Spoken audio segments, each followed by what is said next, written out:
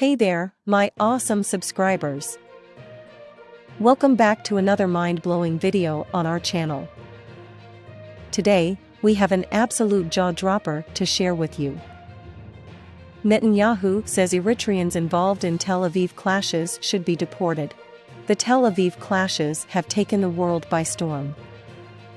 People are demanding answers and trying to make sense of the chaos that unfolded. But brace yourselves, my friends, because today we have a shocking development. Prime Minister Netanyahu has made a statement that has ignited a firestorm of controversy.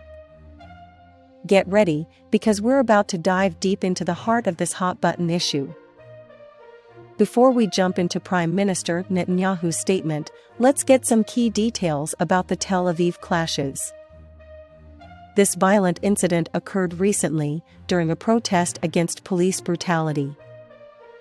The clashes spiraled out of control, leaving many injured and shocked. But what does this have to do with Eritreans? Well, that's where things really start to heat up. Here comes the bombshell.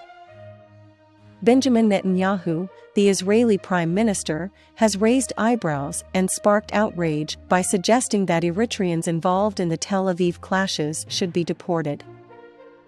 Yes, you heard that right. This statement has sent shockwaves throughout the nation and beyond. But why would he propose such a controversial measure? Let's find out. To truly understand the motivations behind Netanyahu's statement, we need to delve deeper into the complexities of the Tel Aviv clashes. Netanyahu argues that there is a correlation between Eritrean immigrants and the violence that unfolded. He claims that certain individuals within this community have been engaged in criminal activities, and this incident merely highlights the need for action. But is there more to the story? Netanyahu's statement has ignited a fierce debate regarding human rights, equality, and stereotypes.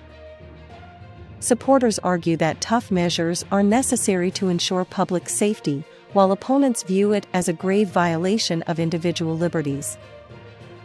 Additionally, this has triggered concerns about an increase in xenophobia and discrimination. The implications are profound, and we must analyze both sides before forming our own opinions. Now, let's bring in the experts.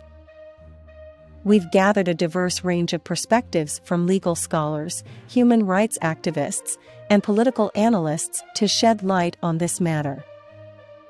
By examining their viewpoints, we aim to provide you with a comprehensive understanding of the complexities at play here. Prepare to have your mind blown by the depth of analysis and thought-provoking insights. Nobel Foundation withdraws invitation to Russia, Belarus, and Iran to attend ceremonies. The Nobel Prizes are a set of awards for academic, cultural, or scientific advances, established by the Swedish chemist and inventor Alfred Nobel in 1895. This shot can feature various images of past winners accepting their awards. The Nobel Foundation made the decision to revoke the invitations based on human rights concerns. The decision comes after a series of high-profile incidents involving Russia, Belarus, and Iran. This shot can feature images of protests taking place in each respective country. The Foundation's decision is bound to have a significant impact on international relations. The Nobel Foundation has always been seen as an impartial observer when awarding its prizes, and for the revoking of invitations, it seems that the Foundation has taken a moral stance. This shot can feature an image of officials from the respective countries who have commented on the decision. The decision has shone a light on the amount of influence that the Nobel Foundation holds. As an institution, it is tasked with awarding the most prestigious prize on earth, and it's important that such institutions are held accountable for their actions. This shot can feature images of past winners giving interviews and discussing the impact of the prize on their respective fields. In summary, the Nobel Foundation's decision to withdraw invites to Russia, Belarus, and Iran is a significant move and highlights the importance of speaking out against human rights abuses. This shot can feature images of peaceful protests and marches for human rights causes. Crimean bridge traffic resumes after brief suspension, Russia-installed operator says. The Crimean Bridge, a colossal structure connecting the Russian mainland with the Crimean Peninsula, has been making headlines once again. The Russian-installed operator, in a statement on the Telegram messaging app, confirmed that the traffic on the bridge was indeed put on hold for a short period of time.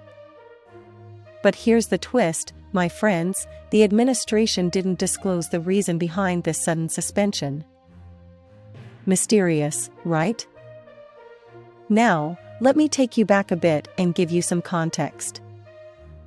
In 2014, Russia annexed the Crimean Peninsula from Ukraine, leading to condemnation from several Western governments as an illegal act. Ever since then, the Crimean Bridge has become not just an emblem of connectivity but also a target for increased air and sea drone attacks. It's crazy to think how a structure can become a battleground, isn't it? But here's the fantastic news, my awesome peeps. The traffic on the Crimean Bridge has finally resumed after the brief suspension. It's like a phoenix rising from the ashes, showing its resilience in the face of adversity. Despite being a target of increased air and sea drone attacks, this engineering marvel stands tall, allowing people to travel between the Russian mainland and the Crimean Peninsula. But here's the fantastic news, my awesome peeps.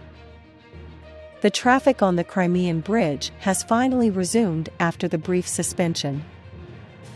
It's like a phoenix rising from the ashes, showing its resilience in the face of adversity. Despite being a target of increased air and sea drone attacks, this engineering marvel stands tall, allowing people to travel between the Russian mainland and the Crimean Peninsula. A building marked by fire and death shows the decay of South Africa's City of Gold. Johannesburg, once known as the City of Gold, has long been hailed as a land of opportunities and dreams. From bustling streets to towering skyscrapers, it was a symbol of progress and growth. But lately, that image has started to crumble, revealing a different side of the city. Last week, a horrific fire engulfed a rundown apartment block in Johannesburg, claiming the lives of at least 76 people. But this tragedy brought to light not only the dangers faced by the residents, but also the persistent decay of the City of Gold. Amidst the charred remains, a circular plaque stands as a silent witness to the building's history. This building, number 80, Albert Street, was once a Central Pass office during the apartheid era, enforcing a law that restricted the movement of black people across the country. What the plaque doesn't reveal is that even after the end of apartheid, the building continued to be a symbol of exclusion. People without the required pass were denied a place in Johannesburg, perpetuating the cycle of inequality and marginalization. Today, this building and many others like it have become what is known as hijacked buildings in Johannesburg. These neglected structures are a reflection of the city's decay and the government's failure to provide adequate housing for the poor black majority. What shocked South Africans the most was the revelation that this building, where a tragedy occurred, was owned by the city itself. Yet, the authorities had turned a blind eye to the appalling conditions and the plight of its inhabitants, leading to this devastating outcome. The time for change is long overdue. The people of Johannesburg are demanding action, calling for the city to wake up and address the deep-rooted issues that have led to this decay. It's a wake-up call for the post-apartheid government to fulfill its promise of a dignified life for all. Despite the grim reality, there is still hope for the City of Gold. Through resilience and collective action, communities are coming together to rebuild, revitalize, and create a brighter future for Johannesburg. Huge protests in Niger demand French forces to leave.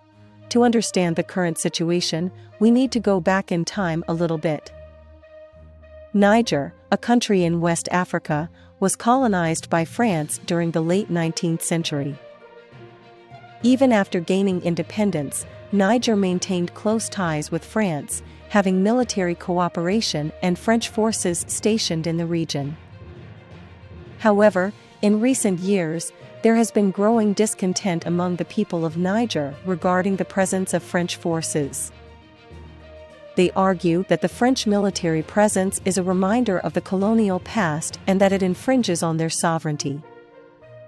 The protesters argue that the French military presence has not brought the stability and security they were promised. In fact, they believe it has led to increased violence and unrest in the region. They want Niger to have full control over its own affairs. This issue goes beyond the borders of Niger. Other countries in the region, such as Mali and Burkina Faso, have also been experiencing similar unrest and protests against French forces. These protests are not just about seeking sovereignty but also addressing the broader economic and political disparities that exist. The government of Niger has acknowledged the public's concerns and has promised to address them. They are engaging in talks with French officials to reassess the terms of the military cooperation agreement and consider the aspirations of the people. The international community, too, is closely monitoring the situation. The protests in Niger have certainly caught the attention of the world, and there are discussions about the future of foreign military presence in the region. Let's support the people of Niger in their quest for self-determination and continue to raise awareness about this important issue. In these uncertain times, it is crucial to have open and honest discussions about the implications of foreign military presence in sovereign nations. The protests in Niger are a wake-up call not just for the authorities but also for the international community to reassess their role and responsibilities. These demonstrations are not just about seeking sovereignty but also addressing wider issues of economic and political disparities. Let's understand the historical context, explore the rising unrest, and discuss the regional implications. Join the conversation as we delve into the government's response and the way forward. Don't miss out on this vital discussion. Thanks for watching. Subscribe, like, and share. Don't forget to leave your comment.